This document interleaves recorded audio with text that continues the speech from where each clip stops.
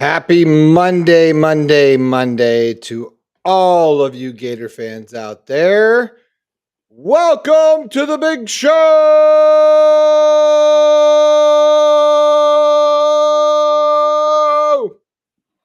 You don't like that? My ears. You got that new microphone. It's loud. It's Meldon Law Monday, Brenden. It's not just Monday. It's Meldon Law Monday. I love Meldon Law Monday. I do too. It's exciting. Yeah. Tonight, got the man. Got the guy on tonight. The man, the main guy. We're going to talk to Shane Mathews. We're going to talk to the Iron Duke, a la Franz Beard. We are going to have some discussion about not freaking out, about Kentucky on the road. And we're going to talk about, if you're new to this program and you haven't done it so far, go ahead and smash the subscribe button down here on the bottom right. You can hit subscribe. You'll get some notifications that we are on live on the air. It is exciting. I am refreshed, ready to go with my new microphone and windscreen. It's very professional. I feel very professional. Buddy, do you have anything to say? Showtime. That's it? That's it. I have a new friend tonight, by the way. Okay. Right here. All right, good. Fellas calling him George. Just so you know. George might check in. Hello, Toby, Brent, Tom, Brian, Becky, Gorilla. We're all coming your way right now on Meldon Law Monday, the Buddy Martin Show. It's time again for Buddy Martin. Call him up and tell him what you're thinking. But be kind because he's doing the best he can. Better, stronger, faster. Mama says that alligators are ornery because they got all them teeth but no toothbrush. Hey, what if the voice calls while you're gone? Take a message. Bye. You ready, champ? I'm ready for this my whole life. I'm incapable of small talk. But that's why you love me, right? Kind of intimidating to be in the presence of so many great athletes.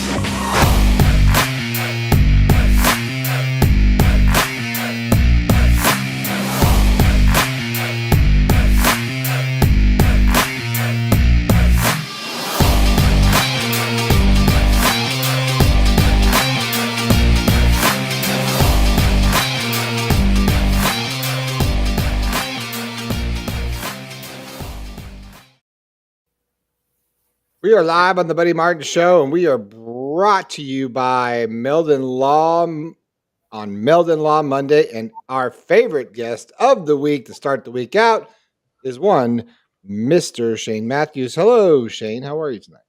How y'all doing? He's the star of the Put Up with Mathews show, which is currently playing on Broadway, soaring in the ratings. And Yes. I just want to get this on the record right now. What we saw Saturday night, us grizzled veterans who've seen a few hundred ball games, maybe played a couple, was something Shane said a while ago. You're not going to get it. You will see this thing 1,000 times in the future. And it was the best catch I've ever seen at the Swamp, maybe other places. But Shane, you willing to go another step of that Ricky Pearsall catch? I heard your call on it, and you saw the replay. You went, wow. Tell them what you just said earlier. It's the greatest catch I've ever seen in all of my years of watching or being involved in football. I know Odell Beckham Jr. had something similar to that a few years ago, but he didn't get hit. I mean, Ricky took a shot and somehow held on to the football. So, somebody had to tell me a better catch if they've ever seen one. There were so many elements to that. It was thrown high, how he caught the ball on top of the ball with his glove, as you in the middle of three people, and then was hit and held that ball. I mean, that was defying geometry or whatever, or physics, whatever it was. It's crazy. I mean, I saw it live, but I'm like you. I didn't believe it until I saw the replay of it. I thought, my, oh, my, that is spectacular. So I don't know what it says.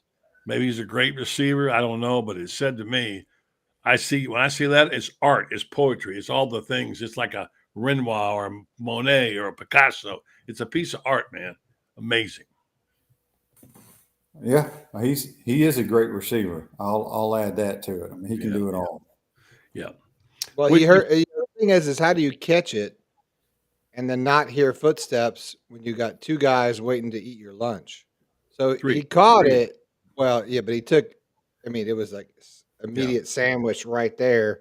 He knew he was coming down with it, but he held on to the ball on top of that, and he took a pretty nice shot either way. So, look, if I played wide receiver for 2 seconds, when you're about to get hit. That to me, that's as good as the catch in a lot of ways because he took the shot, got back up, and he was fine. So, really amazing catch. Tough hombre too, Shane. Oh yeah. He's a really good football player. Very, very good. Now, having said that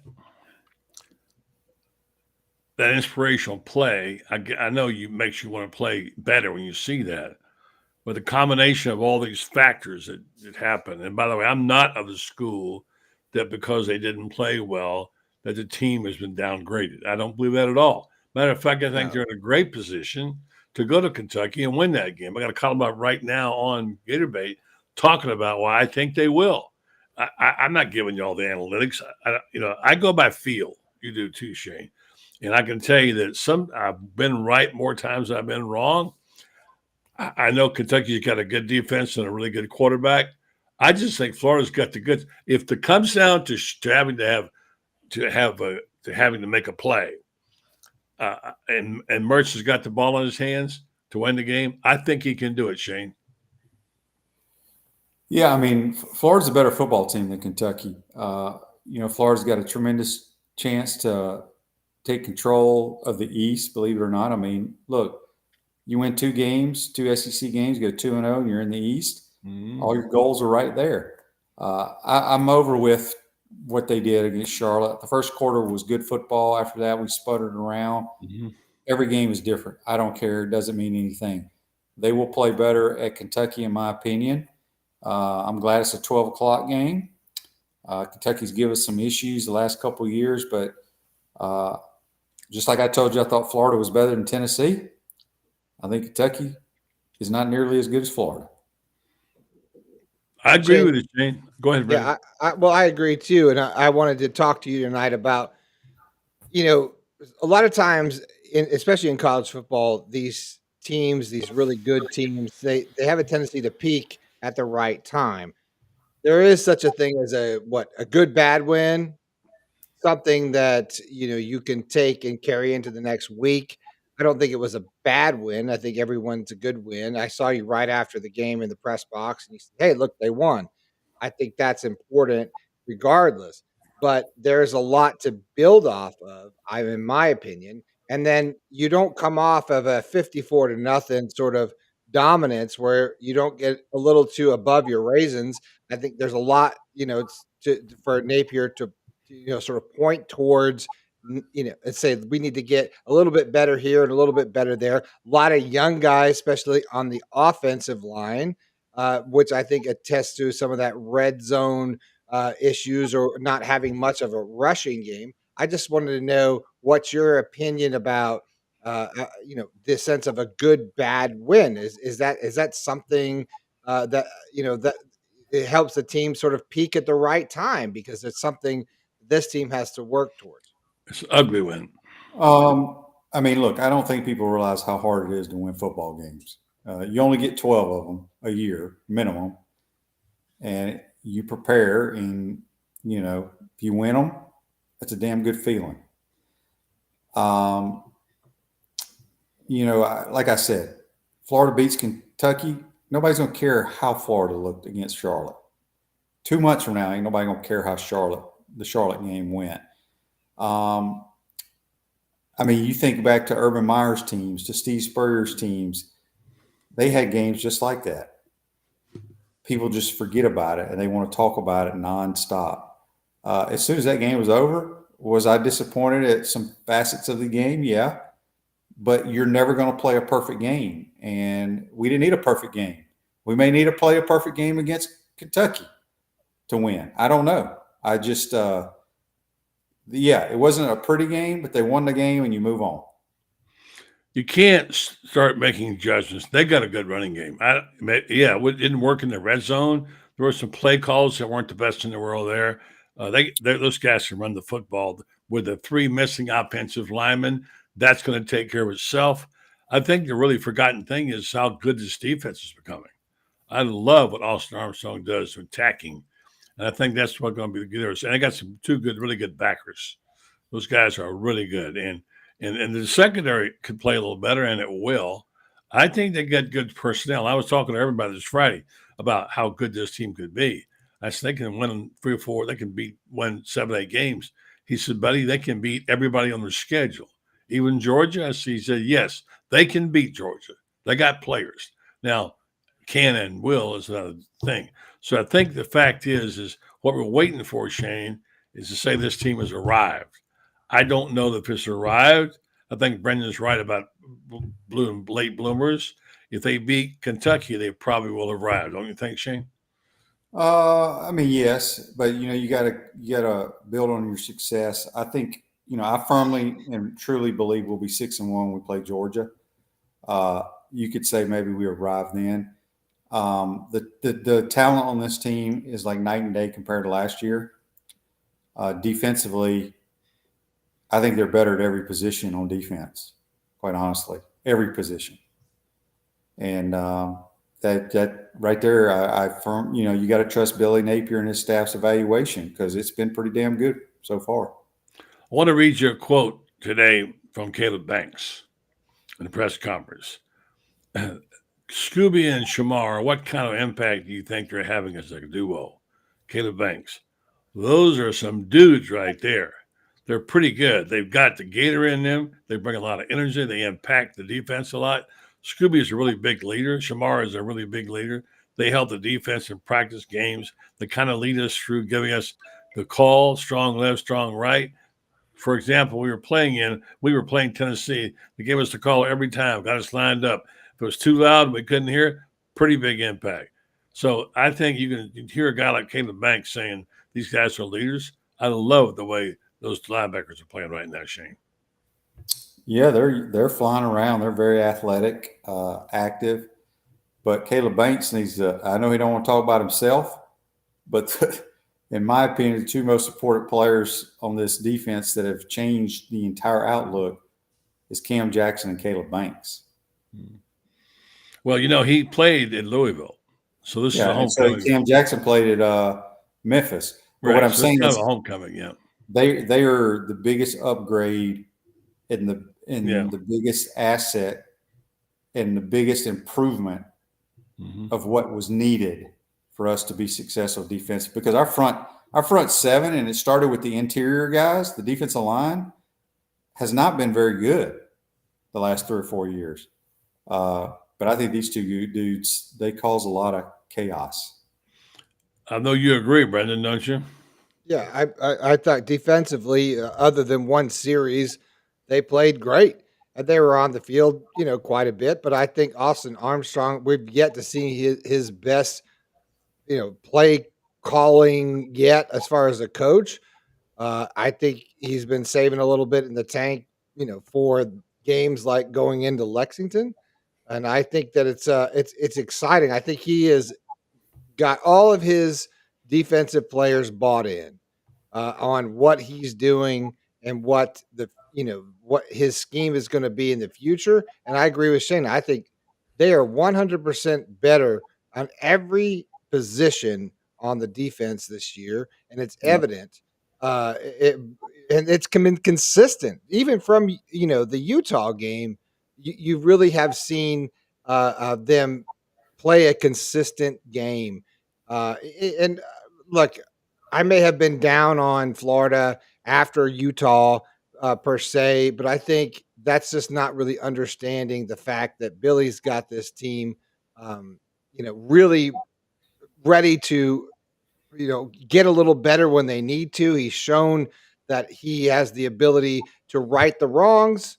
And, Shane, what I was going to ask you about special teams, which has been the big knock about what's, the first 3 games. I really thought special teams minus, the 5 field goals, just all the way around got a little bit better. I know there's some knock about, 10 guys in the field, but that was just the difference of they thought they were rushing to, I think that's not much to think about.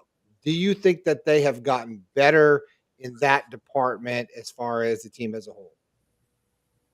Definitely. Obviously we made 5 field goals? I can't even remember. 5, yeah. 5 field goals.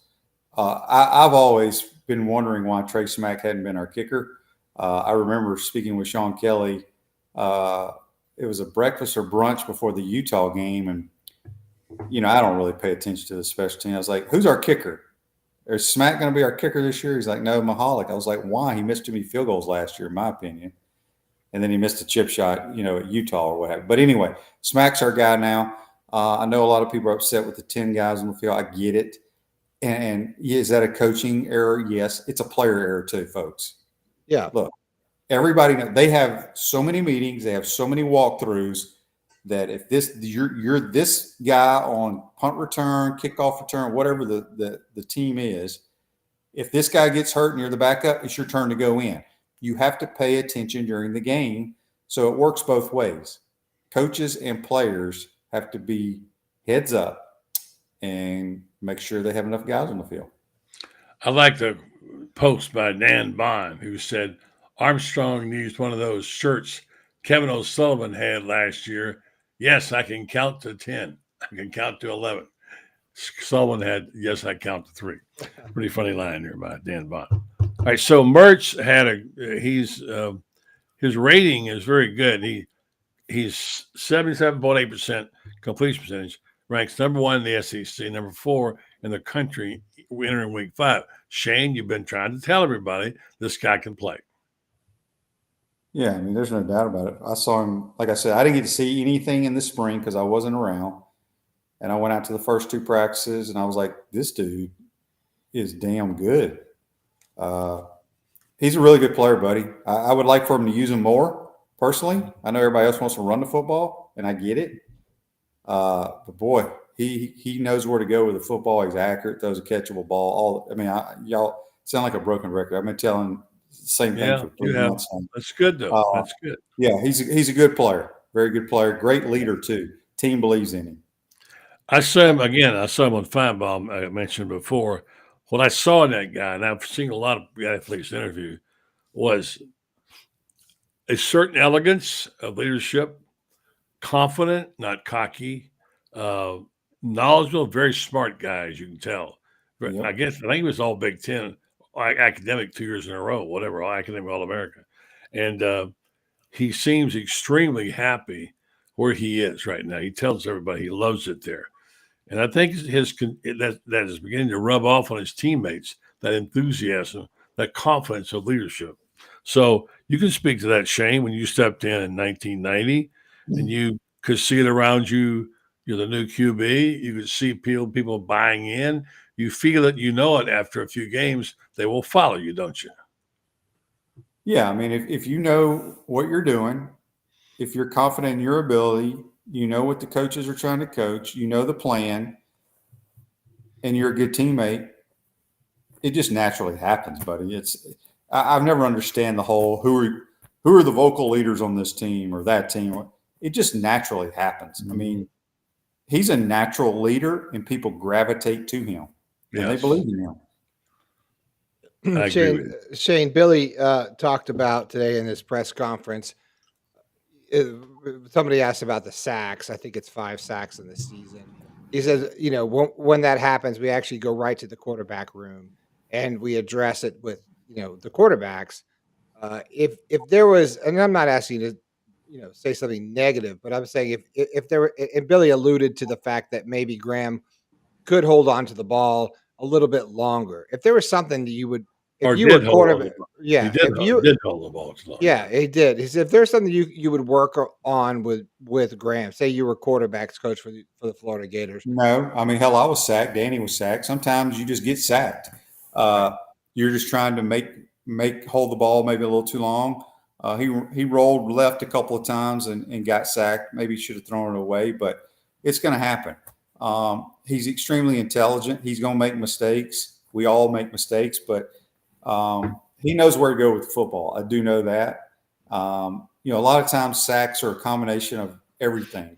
Quarterback may hold it too long, or it could be a lineman taking a bad set, or he just gets beat. I mean, sometimes the other damn team wins on a play, or receiver gets jammed and the timing is off. He doesn't get to his depth, and the quarterback's ready to throw, and he can't let it go. So it's all kinds of stuff that's involved, on every play, actually, whether it's a positive play or a negative play. Is that something you work? I mean, is there a way that, I don't know, and I'm just asking, but is there a way that you would work, with a quarterback about, getting rid of the ball faster, or it's just really indicative of what's going on in the playing field at that time? That's just one of the things he's talking about. And like Billy said today, there are multiple things that happen when a quarterback does that. And holding the ball too long is part of it. On the other hand, was really having to throw a pick, the wrong guy, and I think that sometimes happens. Well, his passing rating would have been better, as Billy alluded to today. Is that if you go back and look at some of those ball away sometimes, and there were considerable drops, and there were bad bad patterns that had been run as well. Well, that quarterback rating thing, I've never been a fan of quarterback. You don't rating. like it. You don't like it. It's stupid, buddy, because you get penalized for sacks, right? Yeah. And I don't even know the formula. I think it's a dumb formula. So anyway, I just look at completion percentage and things of that nature tells me if a guy's playing well or not. Interceptions and touchdowns too are good. Yeah. I mean, yes. I mean, obviously you don't want more interceptions and touchdowns, but if you're not on a team that is really aggressive, you're probably not going to throw a bunch of touchdowns. Yeah, for sure. What would you say? Would you say it was offensive? As far as this last game in the red zone, do you feel like that was just a young offensive, three guys that are just inexperienced on the offensive line is probably what kept them from running the ball much like they did in Tennessee in the red zone? Or do you really? Is there, because Billy was very specific. He said it's very specific what went wrong in the red zone. Do you have an opinion about that? I don't know the plays called. I don't know what they're teaching. It's just like I've said many times, and this is not a knock on anybody that breaks down game tape plays, because we can all say what should happen or what we think should happen. But if we're not in the meeting room, we don't know what was told for the players to do. We don't know what their assignments are. Billy called a couple plays, some of those naked bootlegs that usually are open. They weren't. We had to throw them away, or maybe we took a sack. I don't remember. In the red zone, it's a great play down there. Sometimes the other team wins. I think it's a combination of a lot of things, and I think we need to attack. I'm more of a outside the red zone kind of guy. Things get too congested once you get inside the 20. I'd rather strike from about the 30 to 35-yard line. Yeah, I agree with you on that. It does get congested down there for sure, especially when your offensive line's not blocking well and you can't run the ball. Yeah, I don't know. I got a good feeling about this team, even though they got some things to fix. But what team doesn't have something to fix? They all do. And if they can ever get it to roll in the right direction, they look at this. All of a sudden, there are now 1, 2, 3, 4, 5, 6, 7 teams in the top 25 from the SEC. Georgia, Alabama, LSU, Ole Miss, Tennessee, Florida. By the way, Tennessee ranked ahead of Florida. Hello. And Missouri. So even though it's been a kind of a slow start for the SEC, that's pretty good, I'd say. They'll be there when it's all said and done. Mm-hmm. For sure. Hey, did you see the quote by Larry Zonka? Old school. I love this. He said, I never danced in the end zone, but I might consider it today. Can you imagine Larry Zonka not dancing in the end zone? Oh, man. As good a player as he was back in the day, and obviously I was very young when he was playing. Yeah. Hell, he may not even get many touches in today's world. That's true. I covered that team. Zonka, Kick, Warfield. What a team they had. Fantastic. So you said that you think playing early in the day is better. Yeah. First started. Okay. Billy was asked that a couple of times today.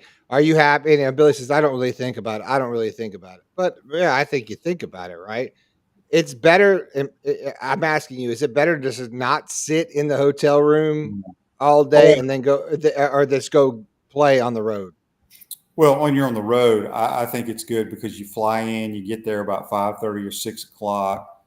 You go do your team dinner, you have your meetings, bam, you go to bed. You wake up. So it's a noon game. They'll have pregame meal at 8. So they'll probably have a wake-up call 6:30, 7-ish.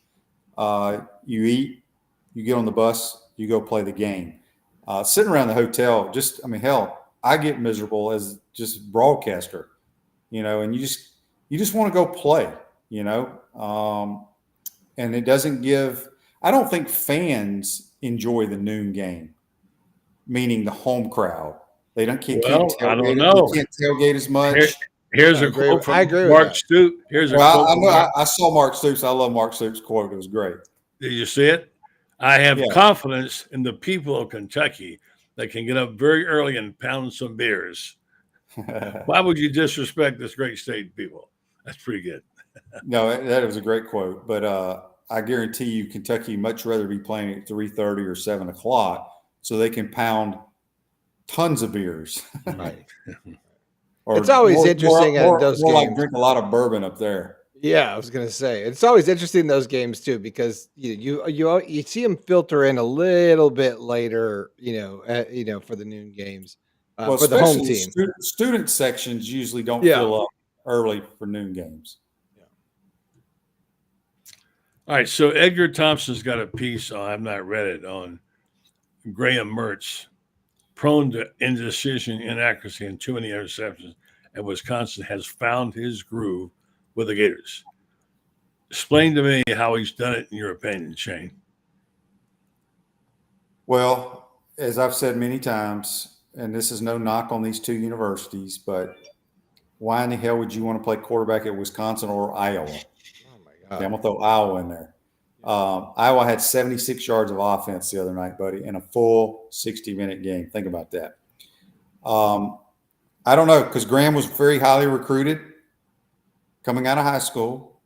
I think Billy gives him a lot of freedom. He enjoys being a Gator. He's got a new lease on life. He's getting to throw the football a little bit, not when it's 3rd and 13 every time like he did at Wisconsin. And as I said, he throws a very catchable ball and he's accurate and he's smart. He's a real quarterback. What do you? There's some knock on his arm strength. Do you think that's legit? He has more arm strength than I had. Yeah. He has more arm strength than Danny Werfel had. Most of the Gator quarterbacks, he had more arm strength. Now, Anthony has a tremendous arm, but again, I want to read this quote on your show, buddy, because I read this the other day on mine. All right. Let me see if I still have it. This is one of the best quotes, and it comes from Booger McFarland. All right. Y'all know who Booger is, right? You bet. Yeah. Booger says, tell me if you agree or disagree with this. I don't care what a QB runs in the 40 or how big he is. If he can't anticipate, be accurate, and make good decision, he isn't a good QB. No ifs, ands, or buts. We need to realize that every time a QB runs with the ball, that's one less time he's reading coverage and learning how to do it. Interesting. Yeah, that's good. Those are facts. Yeah. All right, Shane, in your final couple of minutes here, if best you can, assess where the team is right now. Do you feel any different about them than you did before? Where's it going? What can it be? What's the ceiling here? You said 8-9 wins. Do you still hold to that? Oh, there's no question. I will be highly disappointed if we don't win in Kentucky next week. I'll be highly disappointed if we're not 6-1 going to Jacksonville. I really, truly expect us to be there. This team is light years better than last year's team. I think we're way better than Kentucky, and I expect us to go play well. I mean, it won't be a great game. I mean, it's going to be tough, but I expect us to win the football game. You heard it right there, folks, from the man who does the show Pot Up with the Mathews, which I'll be honored to be on tomorrow. I guess I'll be on, right? Yes, buddy. We'd love to have you on. Of course. I mean, buddy, you get an invite. I never get an invite. That's okay, though. I'm a Well, we should regular. have, we should I'm have a the regular. father-son show. We should have I'm the a regular. father-sons. I Oh, think that's a stop good it. idea. Stop begging your way on the show. Will How you? else am I going to get on any of these shows if I don't beg my way on, buddy? My God. Yes, sir. Shane, looking forward to it tomorrow morning. All right, Thanks, you boys have a good Shane. night. Yes, Thank sir. you. You have a good night, too. Shane Mathews, and we just had Franz Beard checking into the Can you go ahead with orange and the? blue. Would you go ahead with the? Well, we're going to Meldon wait. Law? We've got a commercial break. I just thought that was a pretty Yeah. good Shane. Look, everyone's got to understand, like, when you know as much as Shane does about what's going on in the quarterback position, and generally all over, especially with the Florida Gators, he is very to the point, and I think he's been saying a lot of these things for a long time. Don't you think, buddy? I think I just give him the microphone, let him talk. I believe everything he says. I agree with almost everything he says. When I talk about quarterbacks, I talk to Shane first. He knows what he's talking about. He's been a spot on predictions. Didn't agree last year on Anthony Richardson, but he's proven to be right. And I like people with knowledge. He drops knowledge on us every time on this program, and I love having him. We have some great guests who do that on this show, and I love our whole lineup, including Allie and Moulton on Wednesday night, and the boys on Thursday, Orange Blue Bloods, and tomorrow night with David Whitley, and then, of course, Urban on Saturday, on Friday. So I'm really proud of the makes you want to stretch out. I'm stretching out. Yeah, me too. Stretching I'm out going to get some water. Play the commercials. I'll get some water. My mouth's dry. Well, we'll be right back with Mr. Franz Beard from GatorAteMedia.com, and we'll discuss a lot more right after this break from Meldon Law. Hang with us. Back to Swamp Kings, I think I was impressed. I really didn't understand how hard he worked, how hard Urban Meyer worked at getting that team ready to compete in the SEC and on a national stage. You think maybe Gator fans will value their championship legacy just a little bit more now? I hope so. I never got it. I didn't understand why people didn't say take Urban at his word when he said he was really sick. I understand that he went back, to Ohio State, but he did take a year off and do his ESPN thing. And it's in your blood when you're a college coach. It's almost like you're willing to sacrifice your life in order to have the ability to lead a team to a national championship. No doubt. I'm going to issue an invitation to you right now. Urban's coming to Gainesville the week of Vanderbilt. And I'm going to take him out to Spurrier's for bite to eat, and you're invited. How's that sound? I would love to do that. I actually, his daughters both won the Meldon Law TV 20 Scholar Athlete. Right. Yeah, that's right. And so we got to know the family a little then. And, I'll tell you, Urban really should be admired by Gator fans, and they should understand that he was here for 6 years? 2005, 6, 7, 8, 9, 10. Yeah. 6 years. Nowadays, that's a long time in a coach's career, right? And they're like, oh, he jilted us. It was like, my girlfriend dumped me, Oh, Jeffrey Meldon, we talk over those 5 minutes. You never mentioned law one time. Yeah. So anyhow, we are really excited at Meldon Law. We've been getting a lot of calls from people who already have cases that are asking us for second opinions. Yeah. And I want to talk to you about that next time we're on the air. Okay, guys, we really a lot of good stuff on the film. I was proud of our team. There was lots of parts of our team where we executed really well. Met a lot of goals, offense, defense, and special teams. Certainly we're well aware of the red zone issues, and certainly we got to get more touchdowns in the red area, but I thought we were good. I think that moved the ball really well throughout the day. We created 19 explosive plays. We were over 11 yards a pass attempt. We were right at 5 a carry. And ultimately, Didn't do a great job on third down, and certainly the red zone, forced to kick 5 field goals. Those were the areas of concern. I do think we met every goal in special teams in the game outside of the 2 penalties. And then defensively, we're lights out outside of 1 possession. The 2 turnovers, we didn't get any turnovers compared with the red zone issues, keep the game a little bit closer than it should have been. But I would tell you that we had a lot of players play their first significant time. Some of those guys played well. And I think we pretty much understand where the issues were, whether those were mental errors or fundamental or technique issues in the game. So, but I thought we did take some steps forward in certain parts of our team, which was beneficial.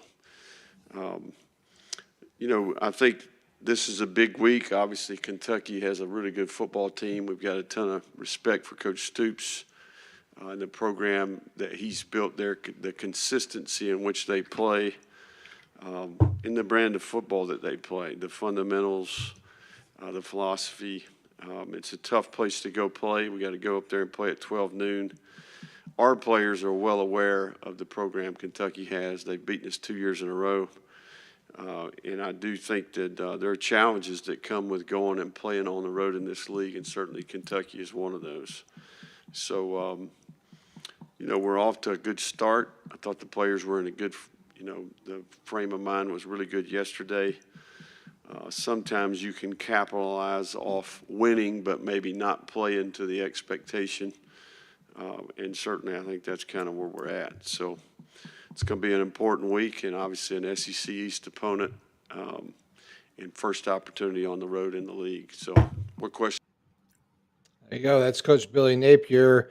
Today at his Monday press conference at the opening statements, I think he pretty much covers a lot of that. We're going to now bring in Mr. Franz Beard, who was at the press conference. Hello, Franz. Hi, boys and girls. How's everybody today? Good, sir. How pretty are good you? on us. Meldon Law Monday. We're pretty good. Good to see you again, Francis. And I want to get right to the catch because you and I have watched a lot of football over the years, and there are certain things that resonate with us, and we've seen some great catches. Probably you and I could come through 5 or 6 right now that would be great, all the way back to Carlos Alvarez. Franz, I've never seen anything like that. Have you? That was one of the better ones I've seen ever, and I've seen some pretty good catches over the years. Greatest one-handed catch I've ever seen for sure. No question about it.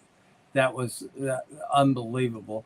He looked like an outfielder going out there and snagging a ball that's going over his head, I've seen so many catches like that in my life, and I thought, wow, this looks exactly like an outfielder, making a catch that's over his head.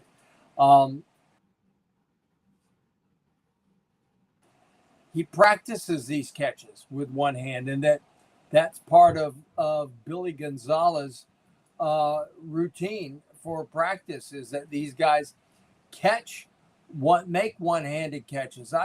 I thought that was kind of an interesting thing right there, that that's part of the routine. I think Billy Gonzalez is proving to be every bit what we hoped he would be. Goodness, you got to admit he is our wide receivers this year, starting with Billy, starting with our guy here. They're just off the charts. I'm telling you. I can't believe what I'm seeing out of him. He is always open, always. And I wonder. I wrote about it today. I wonder why he doesn't get the ball more. In fact, he's caught 26 passes this year. He only caught 33 all last year. I have to wonder why he doesn't get the ball more often. Well, by the way, Shane said it was the greatest catch he's seen anywhere in any football game ever. So well, I don't doubt that. Like I said, it ranks right up there. I've seen some pretty remarkable catches. I saw one that a guy that you probably remember, Charlie Taylor, once made. Redskins. With the Redskins of a Sonny Jurgensen pass that still ranks among there. Great, and this is, I remember a catch. You may remember it also against Houston when Florida played Houston in 1969, the first game of the Super Soft, and everybody remembers Reeves to Alvarez. But the greatest catch in the game was Paul Maliska reaching behind him like this. I remember that catch. And with one hand and pulling the ball in, pinning it to his helmet, and going to the ground with the ball pinned to his helmet. This is the greatest catch I've seen since then. You should make the Iron Duke's list of great catches up sometime. The ones you've seen a lot of them. Your memory's better than mine. So Brenden and I were and Shane were talking about what to expect. And here I go, guilty as charged, sunshine pumper. I think this is a perfect place for Florida to go up and make a statement. I think they'll beat Kentucky, Franz. I think they can beat Kentucky, but again, this comes down to a game going up there and executing. They can't go up there. They can't go up there and have 15 penalties like they had a couple of years ago when they played up there. They lost it. They gave that game away a couple of years ago with all their penalties, false starts, everything like this. They gave the Utah game away with the penalties. And let's give credit right now to Utah. I'm watching Utah's 4-0, and that defense they've got is absolutely lights out. And Florida still has the most yards against that defense of anybody all year. But that's a really fine defensive team. So we keep downgrading the Gators, and the Gators gave that game away, no question about it. But let's face it, Utah played really great defense in that ball game. And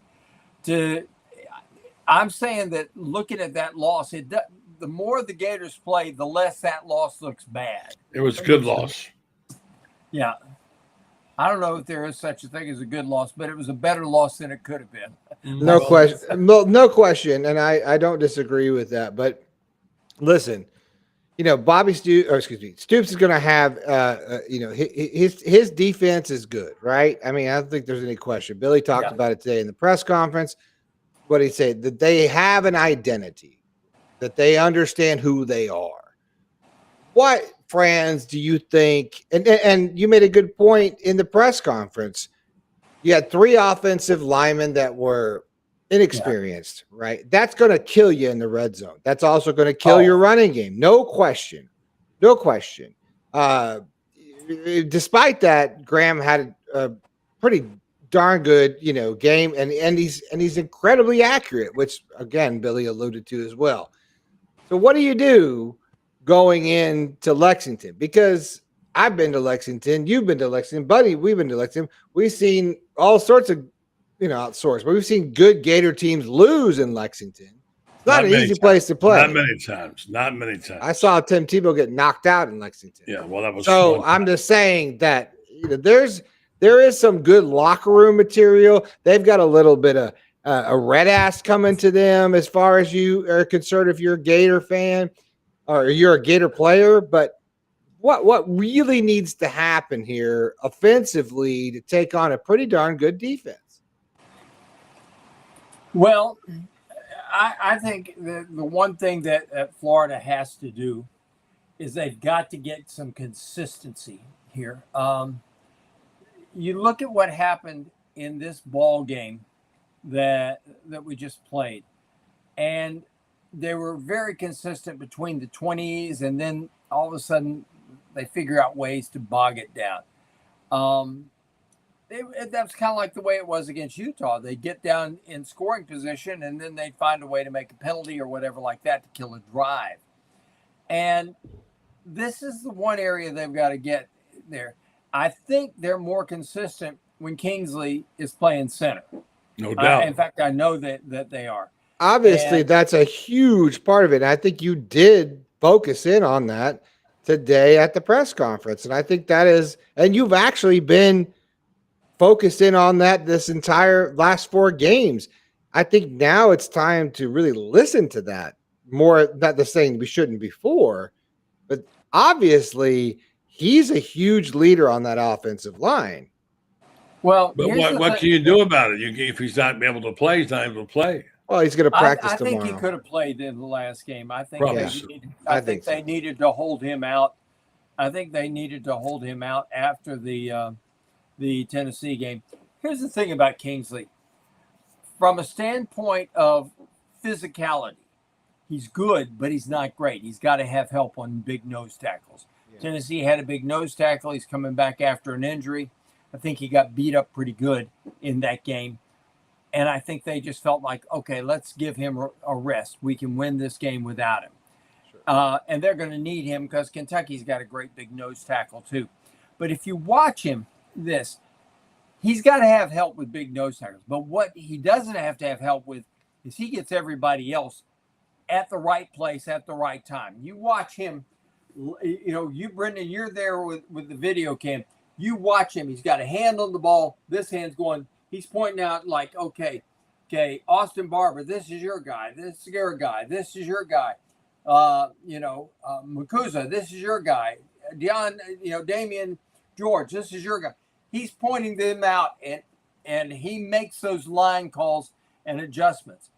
And, it's kind of like he's the quarterback of the offensive line. Exactly.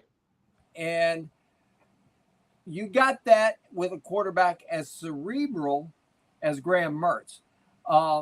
Edgar Thompson asked a terrific question today. He said, are you shocked when Graham Mertz throws an incompletion these days? Yeah.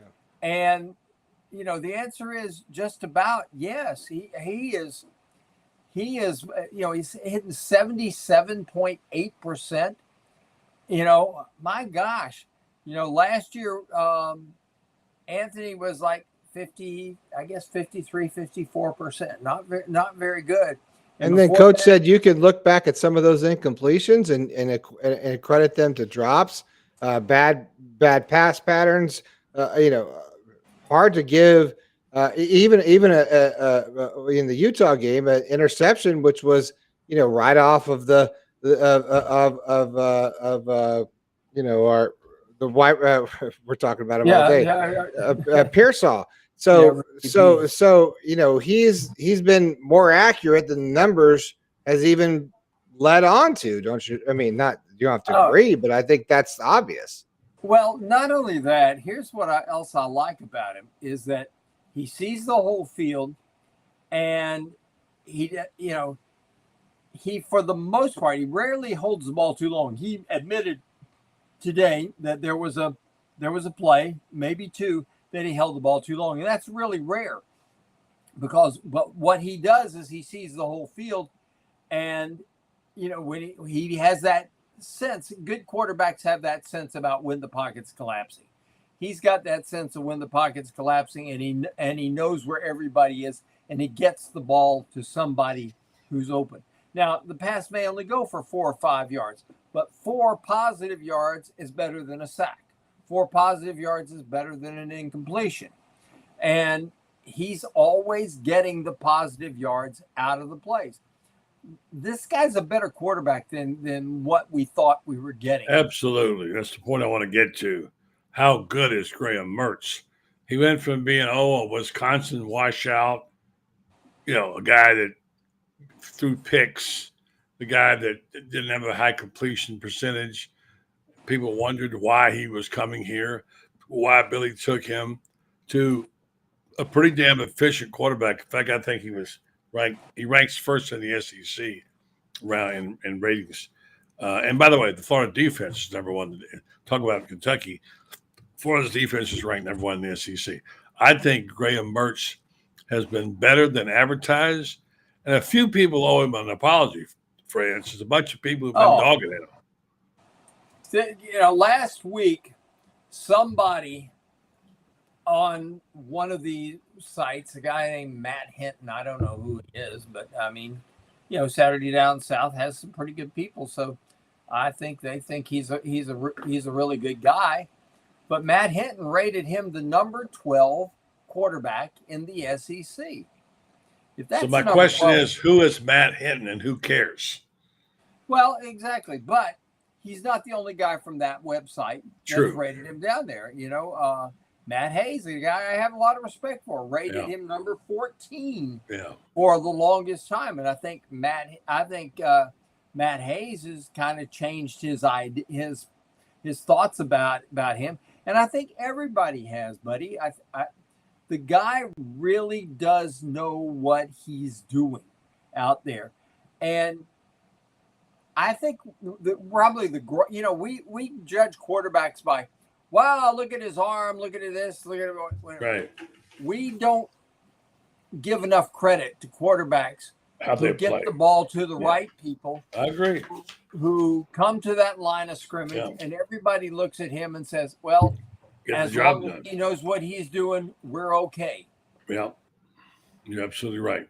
I want to take a quick break here and read this Titan MRI line. I want you to come back and talk to me about what Austin Armstrong has done. This defense now is legit. This is a defense you can win with. It's changed a lot since we started out the year. Yeah, it has. We'll tell you about Titan MRI. Worth a short drive to Gainesville. No insurance is no problem. You pay with cash or card. Same-day scheduling available. Start feeling better today because Titan MRI is North Central Florida's premier independent MRI facility. Premier independent MRI facility. Come see what hundreds of patients are visiting our Gainesville location from all points in Florida, including Ocala, Marion County, and the villages. That's TitanMRI.com. Franz, Austin Armstrong. Well, I'll tell you what I love about Austin Armstrong, and that is he is a guy who makes adjustments. And you watch him, you watch how that defense performs out there, and they are constantly adjusting on the fly. I thought last year that the Gators got stuck in ruts that they couldn't get out of. And I know that Billy has a lot of respect for Patrick Toney. I know a lot of people do, but I think that last year was not a particularly good year for Patrick Toney calling defenses. I thought the Gators were too predictable, and sometimes you get stuck in this rut. I use that term because it's like, have you ever been in a car and you're on an old road and the wheels go down and it seems like, you've got these ruts that you got to follow and you can't really get out of them until you get up a hill a little bit or something like that. I think that sometimes coordinators get in this and they don't trust their personnel. They don't trust their own play calls. A lot of different things like that. I don't have all the answers on that. I'm not a coordinator. But they get stuck in these ruts where they start calling the same thing over and over again. And what is it Einstein said? The definition of insanity is when you keep doing the same thing over and over again, expecting different results. I thought last year, Florida's defense, and quite frankly, for the last 3 years before that with third and Grantham, I thought that our defense was far too predictable. This is the thing I like about Austin Armstrong. I don't think that defense lines up the same way and brings the same pressure 2 straight plays ever. I don't recall that. I think that he's constantly got the personnel moving. He'll have, for example, Caleb Banks on one side on one play, and he'll be on the other side on the next play. He'll have Cam Jackson lining up straight on top of the nose, and on the next play, he's in a gap, etc. He's got his linebackers moving. And by the way, speaking of linebackers, can you believe how good Scooby Williams and Shamar James are becoming? They're not finished products yet, but by gosh, by the end of the year, this will be one of the 2 or 3 best linebacker tandems in the entire SEC. We talked about that earlier in the show, and the kind of Caleb Banks says these are dudes, man. they lead out here. So Brenden, they're telling us that all the old guys are dominating here. They want to get your thoughts on something. So is this a championship defense, Brenden? No, I mean, we're not talking about championship defense. I'm talking about not today. Not today. I'm talking about long term. Is this like next year? Because this is the kind of defense. How do you talk about next year with the transfer portal and everything else? Look. You can't fix yesterday, and you have no idea what's going to happen to tomorrow. Right? All you have is right now and what you're going to do against Kentucky. That's it. I think that's evident with NIL, and that's evident with transfer portal. Who knows with this 2024 class it's going to be a total. I think that's what we're seeing in college football as a whole. That's why teams like Charlotte, play pretty close. We're seeing a lot of talent being spread out. But as far as what we're going to see against Kentucky on the road with this current squad, I don't think we've seen the best of what Austin Armstrong has to offer. I don't think we've seen a full playbook, what the offense can do with Graham Mertz. I think we're going to see a lot more of it, hopefully, less one or two dimensional in Lexington, because I think you're going to need that. Look, this is the Kentucky of old. They're not going to just roll over at home. They want to win. It's going to be a battle. I think Franz was right.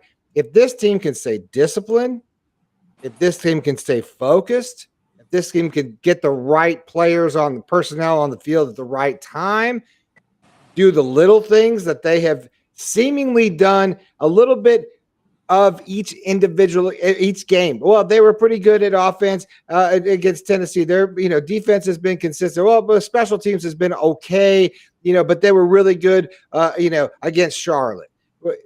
This game I think is going to require all of those things hitting on all cylinders.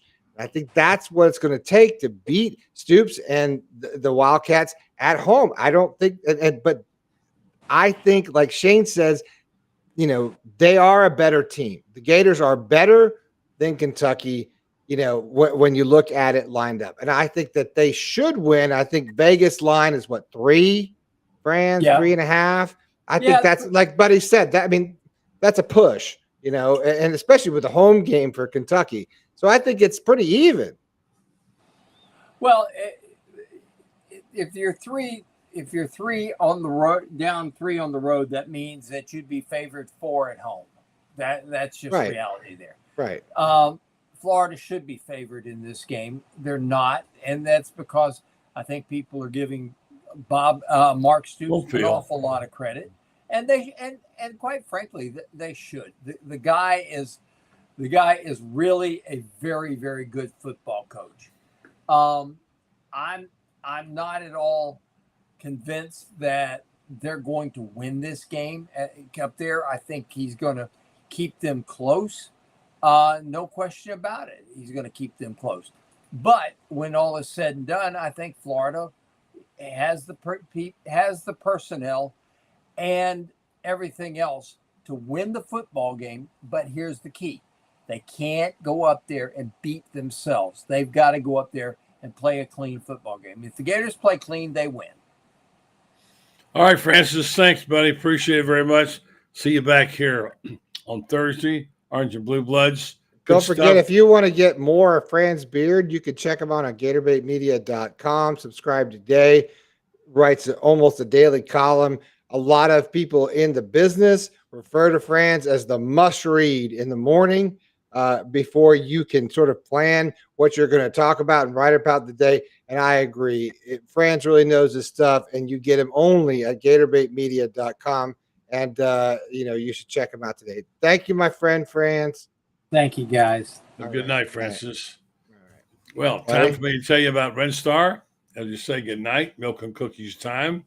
Of course, our friends here at Red Star are special, have been supporting this program for a long time, and are great stakeholders in downtown Ocala, support our whole community. They also have a reputation as a high-quality, patient-centered clinical research facility. They bring cutting-edge clinical research trials to Ocala in areas like Alzheimer's, dementia, psoriasis, osteoarthritis, migraines, fibromyalgia, many other things, conditions that affect us in our community. Since their inception in 1998, Red Star participated in more than 700 clinical trials and continue to partner with prominent pharmaceutical and biomedical companies throughout the medical industry. If you'd like to be a part of some of these trials, you can go to their website, redstar.net, find out if you qualify. In some cases, there's compensation for time and travel. Redstar Medical Research. Seeking tomorrow's answers to the health questions of today. All right, good job, Brenden. Good job, buddy. Tomorrow night we've got we got Urban Meyer. We didn't mention we have Urban Meyer. We're going to talk. We're Urban's guest tomorrow night, the Gainesville Touchdown Club. Oh, that's right. What time is that happening? Well, it's about 6 o'clock. We may have to do something on our phones live, or I don't know. We have Urban. We'll have to figure that out. Yeah, Urban will be there tomorrow night. He's invited us to come to Gainesville Quarterback Club. Looking forward to that always. So we'll be up there tomorrow night in Gainesville. Rubbing elbows with all the big dogs. There you go. Two little Martin boys travel big. All right, buddy. Glad you're feeling well. Thank you, Have buddy. a good night. We will talk to you tomorrow. Right, Plus, we'll have a star-studded show of guests with our friend Mr. Whitley, Lauren Meadows.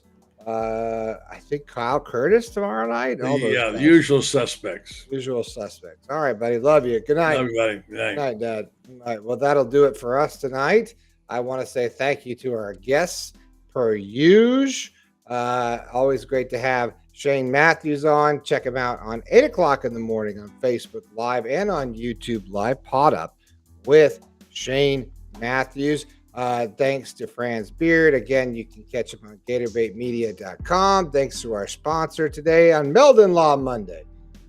They are the top-notch legal firm in Central Florida. You got to check them out at meldonlaw.com. Titan MRI, and of course, Redstar Medical Research. They are a sponsor for us forever and for more, and we are so appreciative of them. I am Brenden Martin. This is you didn't even get to meet George tonight. This is George. I think George is going to need to answer some questions down the road. George. Thanks for all you all coming on tonight. Hey, make sure you subscribe to our show. It's really easy. Just smash the subscribe button down here. Hit subscribe. You get it supports us, helps the YouTube algorithms and all the internets and all that stuff. Really important. That helps us make money, actually. Don't ask me how. It's above my pay grade. Also, a way you can support the show is check out GatorBaitMedia.com. I think we're still running this special. I've got to talk to somebody about that. But why pull it down now when you got a good thing running? So, hey, what the hell? All Access Annual is still 20% off. Use code WINNING. Gets you for $79.20. You get Franz Beard. You get Buddy Martin, Kyle Curtis, Lauren Meadows, and the cast of thousands. You get, excuse me, I always forget this because the guy, he's working at nights now, but Matt Corderaro, one of the top-notch recruiting guys in the business. He's always posting on there, getting great information for all of you out there. So please go over to, or you can go in the chat room. You just click on the link. Check it out. All Access Annual Membership right now, 20% off. Get in while you still can. I am Brenden Martin, son of Buddy Martin, and that's all pretty much my claim to fame. But I will always say to you, thanks for watching, thanks for coming out, and thanks for subscribing. And as usual, go Gators.